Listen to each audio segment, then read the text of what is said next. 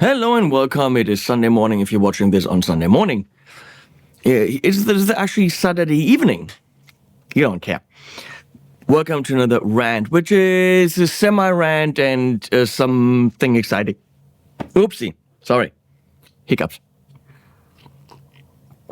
Elevated jam tracks is what you should be playing to.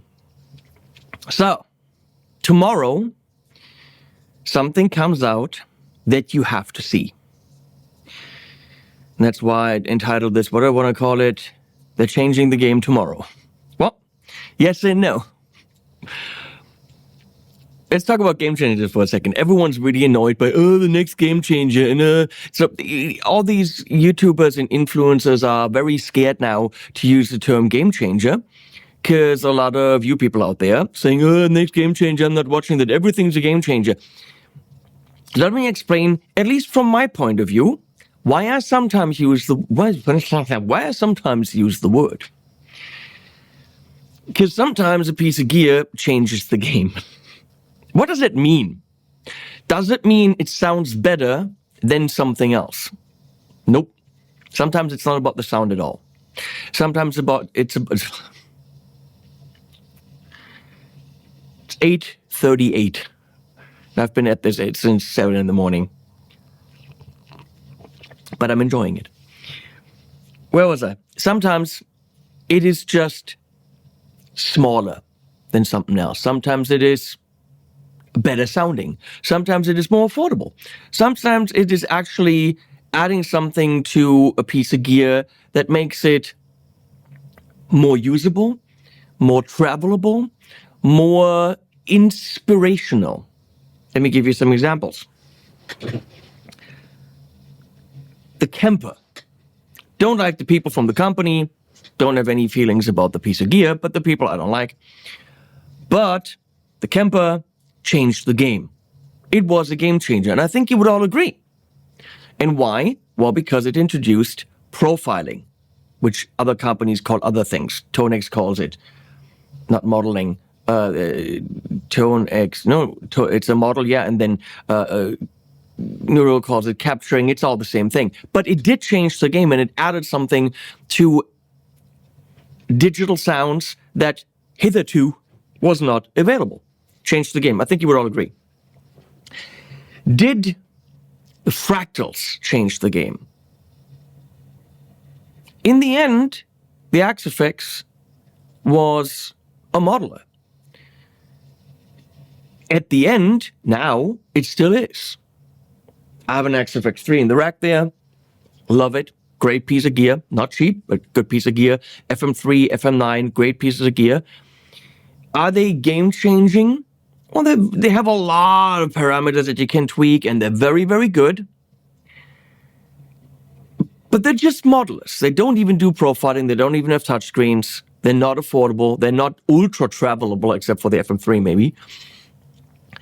But a lot of big bands are playing fractal. Metallica plays fractal. Everyone's like, well, if Metallica thinks it's good enough, well, they need chugga sounds, whatever. But the point is, they really did change the game of what people use live and did replace a lot of actual tube amps on stages, as did the Kemper. Does it mean it's the best sounding gear in the world? I don't think it does mean that, but it changed the way that musicians are using gear live, for example, or in the studio. Now, profiling was here, but it was in the upper echelons of money, right? Kemper, not so cheap. And Quad Cortex, not so cheap. And then those were the ones that could do the profiles. And then Tonex comes along and gives you a profile player in a nice box, presets, all that, and the capability of capturing sounds. On a computer, you didn't need special hardware, at $400.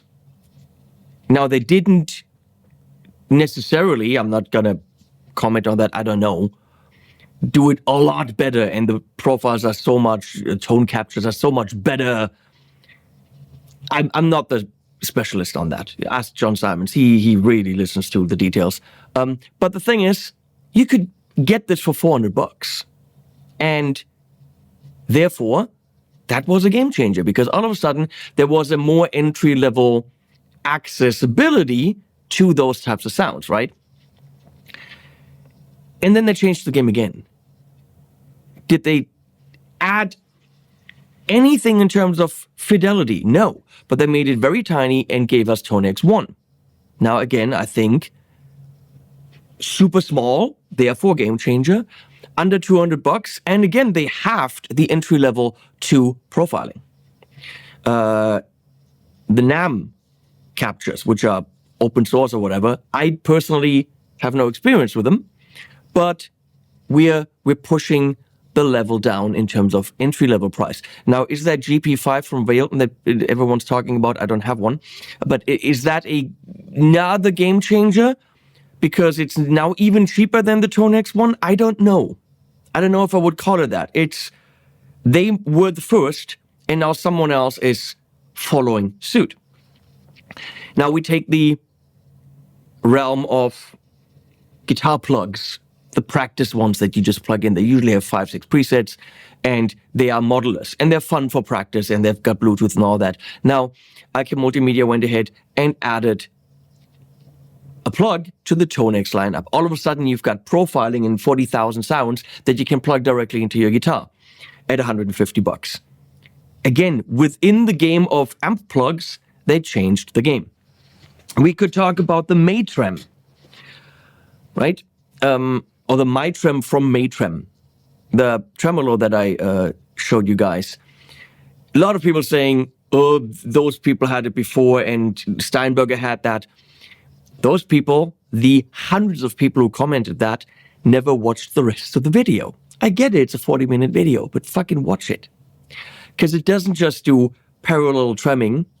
You can do bend down and the string goes up while another one goes down, while 3 other strings don't do anything. The thing that the thing can do, only that tremolo can do it, which changes the way the guitar can be used.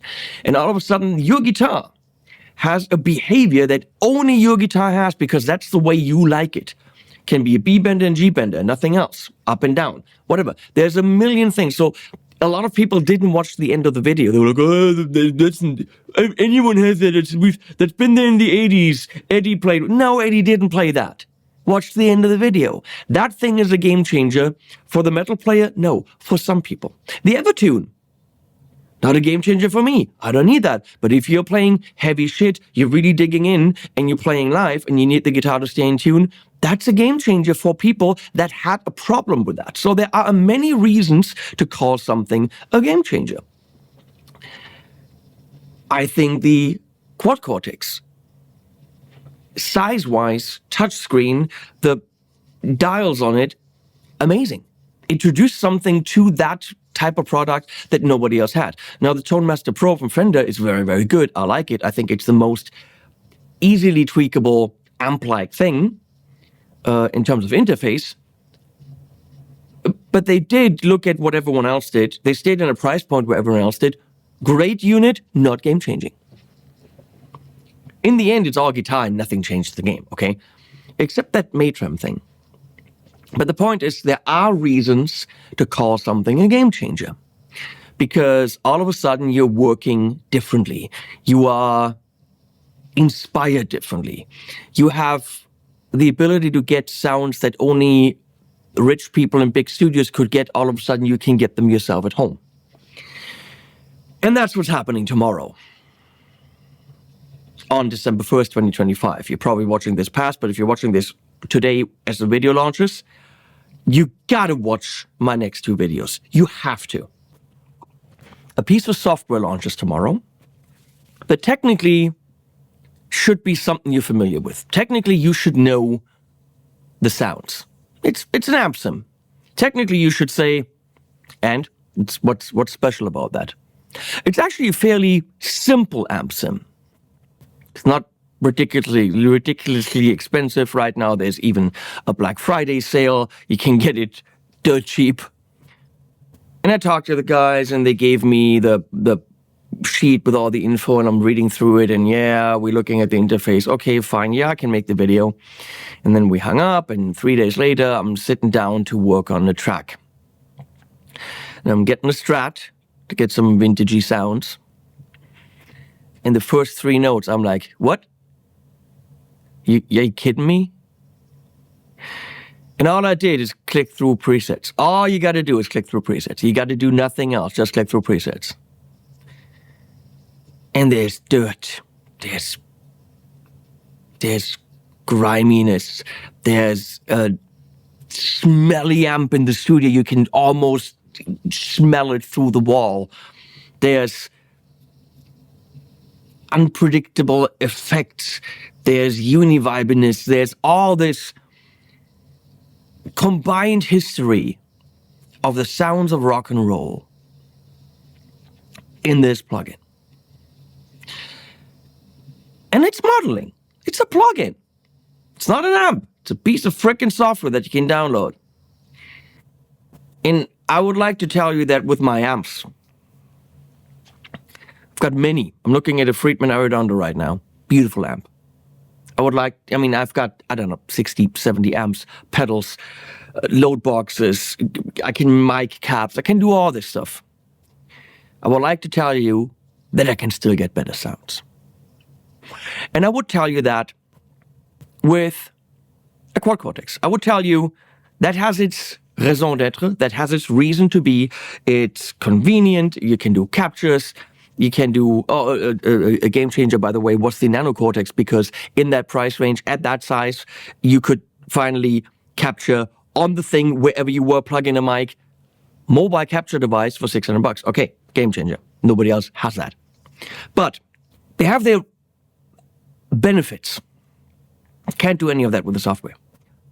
But it sounds good. The quad cortex sounds good. Let's go to the Fractal. The Fractal sounds good. The Fractal sounds perfect. It always makes you sound like a very good guitar player. So for the metal stuff, the shreddy stuff, what a lot of these digital things can do is be dirty. Have a harmonic tremolo that really pulses and pushes the amp. Tremolo that you want to use because it sounds like that old Fender, that stuff. And these simulations are close, and they're good. And look, the Fractal is a great unit, and the ToneMaster Pro is great. I haven't played the new Helix. Gonna talk to Line 6 hopefully next week. I'm sure this is all very good. But I'm also sure that the thing that comes out tomorrow is better than all of them. They're all perfect, and they got their pros that this thing doesn't have. Like, Helix, there's so much stuff in there.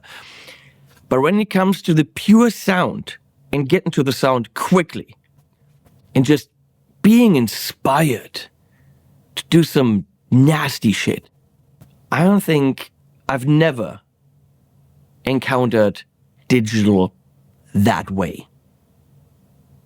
UA pedals, they're great. They're really, really great. And interestingly, this is better. Yep. Huge fan of the line. I know. I've always said this is the shit. It's ridiculous. So I would like to show you some things. I'm going to have to blur out the next thing because it's a track I wrote with it. Gonna play you a little bit more tomorrow.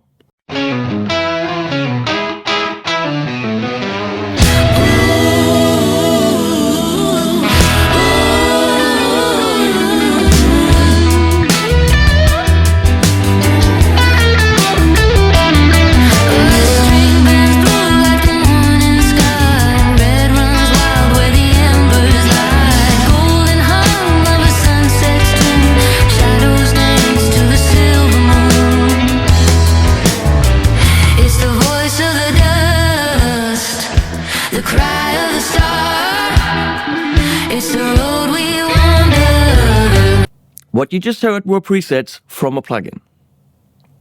Directly into the computer, into the plugin. That's what you heard. Okay?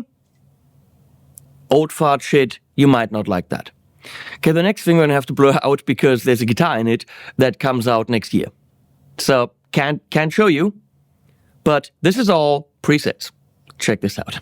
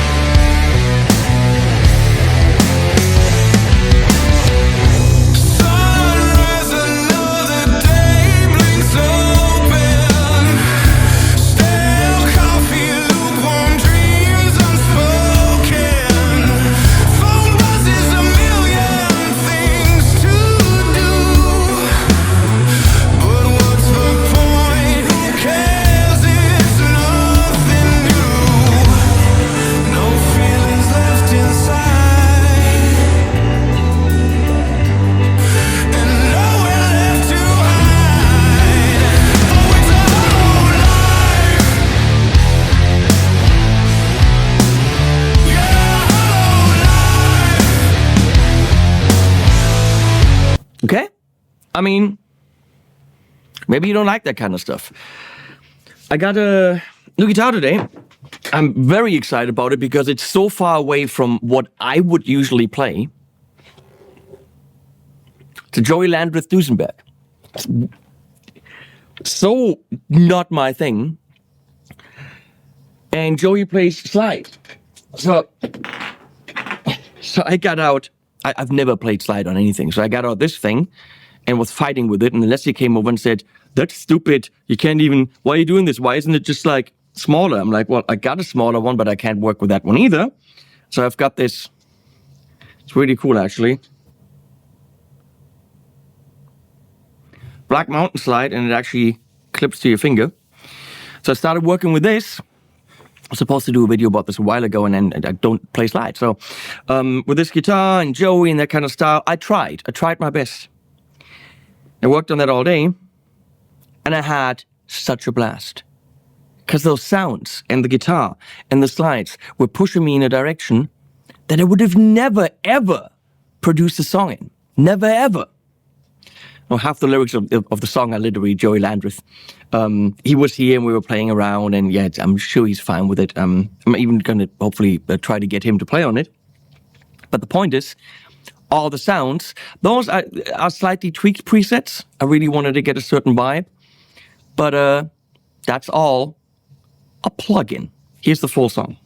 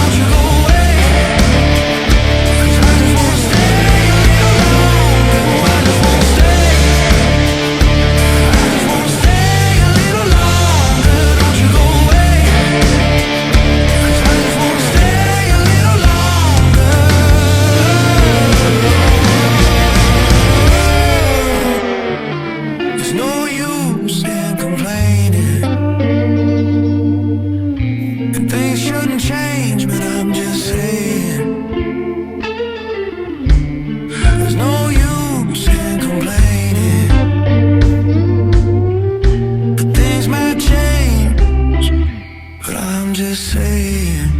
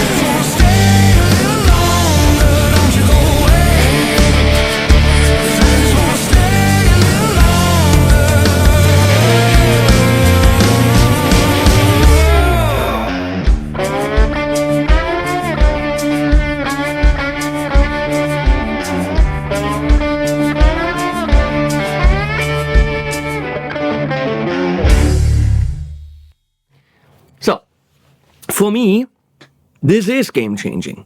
It's really the sounds we know, it's really, more of the same. But now it's dirty, ultra realistic. There's no digital anywhere.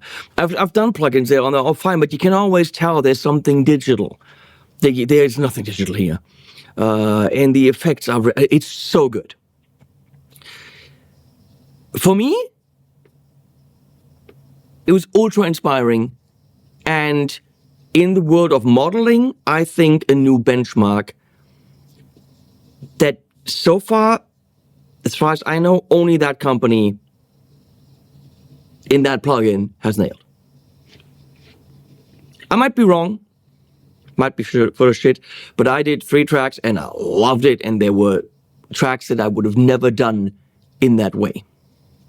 So sometimes we influencer idiots use the term game changer because for us personally, it's cheaper than anything else in its price point, in its category. It's smaller and lighter. It's a different kind of wood. It can do things the guitar couldn't do before. It's more realistic. But whatever it is, don't get on our case for using it. It's a nice clickbait. It now actually isn't clickbait. Everyone is trying to stay away from the term because they're afraid that everyone's like, game changer, game changer, you call everything a game changer. I call things a game changer that I think are a game changer. If you see the word game changer in a title of one of my thumbnails, you know now that I actually believe there is something about it that this company did first and nobody else. And it might make waves and ripples in the industry and change a part of the game. That's all I got to say. Thanks for watching. Thanks for listening to the songs. I had a blast. And watch tomorrow. And on Tuesday, I got another video where I actually go through the sounds of the songs and I show you individual tracks and how I produce them. And that's it.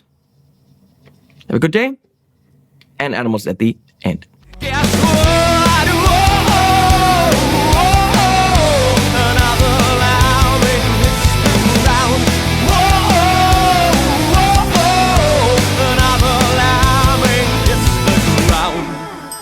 Ding dong, the Pope is there, murdered by 2 unweds, and just because he was studious and caught them in the act.